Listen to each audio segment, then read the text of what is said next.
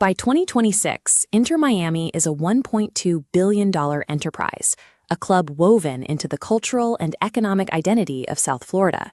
The silver hardware confirms their status.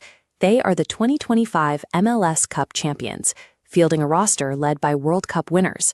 Yet 6 years prior, this institution did not exist. There was no team, no stadium, and no trophies. This trajectory from a non-existent entity to a global powerhouse was built through a specific sequence of high-stakes financial maneuvers and sporting gambles.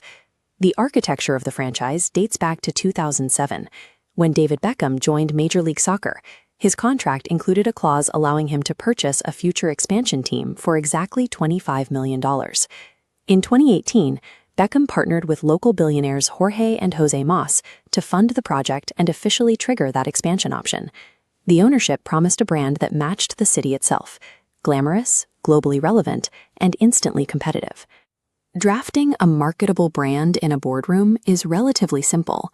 Winning matches in a highly structured, salary-capped league is a different reality. Inter Miami debuted in March 2020.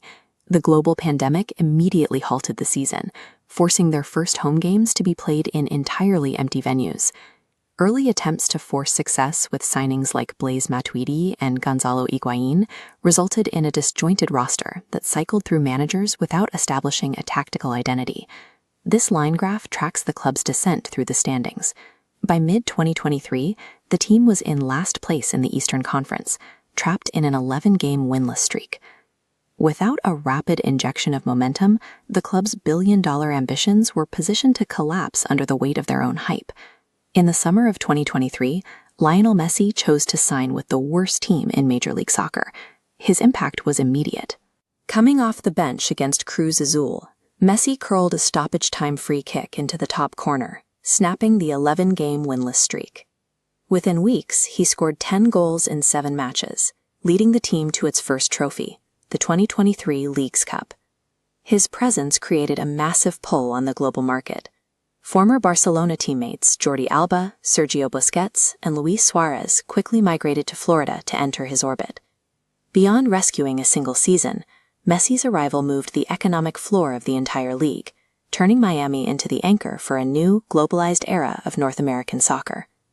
To survive an MLS season, the front office surrounded their stars with a high-energy core of young talent, integrating players like David Ayala and Talasco Segovia to provide the necessary legs. This balanced roster culminated in the club's 2025 MLS Cup title. Even in 2026, the club remains aggressive, recently signing 5-time Champions League winner Casemiro. Casemiro now anchors a fortified midfield alongside fellow World Cup champion Rodrigo de Paul. Sporting empires are rarely built by a single player. They are built on an organization's ability to use that player's momentum to construct a self-sustaining machine. Operating at this scale introduces significant pressure. Following a difficult run in early 2026, manager Javier Mascherano resigned, leaving Guillermo Hoyos to step into the dugout to maintain the team's standing.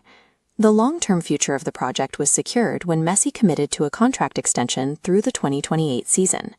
This success is now visible in the city skyline. In 2026, the club moved into the state-of-the-art new stadium at Miami Freedom Park. This chart compares the initial entry point to today's reality. A $25 million expansion fee is eclipsed by a $1.2 billion valuation. When viewed against the league average, Miami's scale is clear. It operates on an entirely different economic plane. In 6 years, an idea born from a contract clause reached a $1 billion valuation. The question now is how far this specific machine can push the boundaries of American soccer on the global stage.